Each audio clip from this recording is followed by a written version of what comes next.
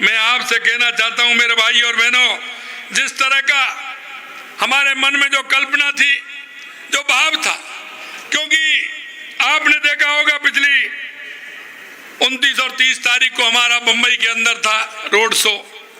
हमने वो road show किया और हमने पहले रोड शो में 4.5 लाख करोड़ से अधिक हमारे MOU हस्ताक्षर हुए थे। आपको पता है कि पहला हमारा कार्यक्रम था। हमें विश्वास है कि आने वाले समय में केवल राज्य विकास की नई ऊंचाइयां मिलेंगी, बल्कि हजारों लोगों को रोजगार के नए अवसर भी प्रदान होंगे। हम जब जापान में गए तो जापान की अर्थव्यवस्था को जब हमने देखा, वहां की स्थिति को हमने देखा, मैं कहना चाहता हूं मित्रों, ये हमारे देश का बहुत बड़ा दुर्भाग्य है, क्योंकि देश की आजादी के बाद जिस तरह से देश के अंदर जो वातावरण बनना चाहिए था, जिस तरह से हर क्षेत्र में देश को आगे बढ़ना था, कुछ लोगों के कारण हमारा देश आगे नहीं बढ़ पाया, क्योंकि उन्होंने कभी ध्यान नहीं दिया। सबसे ज्यादा अगर देश में सरकार रही तो चाहे राज्य में हो चाहे केंद्र में हो, कांग्रेस की सरकार रही थी, लेकिन उन्होंने कभी इन सारी चीजों पर ध्यान नहीं दिया।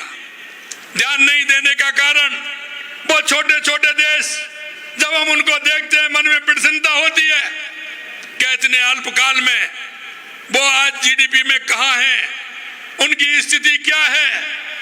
लेकिन हम जब हमारे देश की तरफ और प्रदेश की तरफ देखते हैं कि इन सरकारों ने कभी इस तरह के प्रयास नहीं किए कि हमारे लोगों को रोजगार के अवसर मिले, हमारा उद्योग आगे बढ़े, या ज्यादा से ज्यादा निवेश आए, हम ऐसा माहौल बना करके उसको तैयार करें। मुझे पूरा विश्वास है अगले 5 वर्षों में हम अपने राज्य की अर्थव्यवस्था को दोगुना करने में सक्षम हो सकेंगे। हमारी कोशिश केवल देश के भीतर ही सीमित नहीं है, हम इस समिट को ग्लोबल समिट बनाना चाह रहे हैं, जिसके लिए अनेक देशों के साथ संपर्क कर वहां के निवेशकों को राजस्थान में निवेश करने के लिए प्रोत्साहित किया जा रहा है। दक्षिण कोरिया और जापान में आयोजित इन्वेस्टर मीट में हमें जबरदस्त समर्थन मिला है।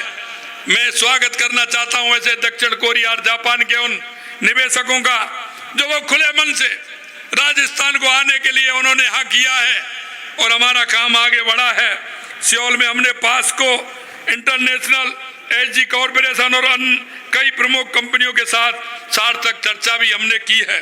साथ ही कोरियन स्टोन एसोसिएशन के साथ राजस्थान से स्टोन के निर्यात को बढ़ावा देने की भी हमारी चर्चा हुई है।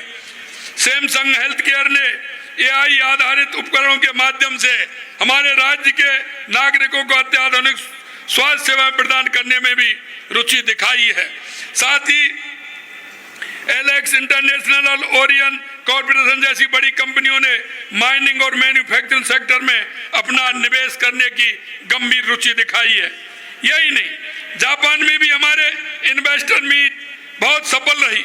टोक्यो और ओसाका में आयोजित बैठकों के दौरान अनेक प्रमुख जापानी कंपनियों से राजस्थान में निवेश पर विस्तृत चर्चा भी हुई है। डाइकिन और नीडेक जैसी कंपनियों के साथ हुई वार्ता ने राजस्थान में नई तकनीकी और उद्योग को लाने के हमारे प्रयास सशक्तता से हम लाने का काम इसमें करेंगे, क्योंकि उनकी जिस तरह से हमने उनका देखा, उनकी ऊर्जा और उमंग और लाने के लिए वो यहाँ आने के लिए जिस तरह से ललायत थे। नीमराना की सफलता से आप जापान और नीमराना डे का आयोजन करने लगे हैं।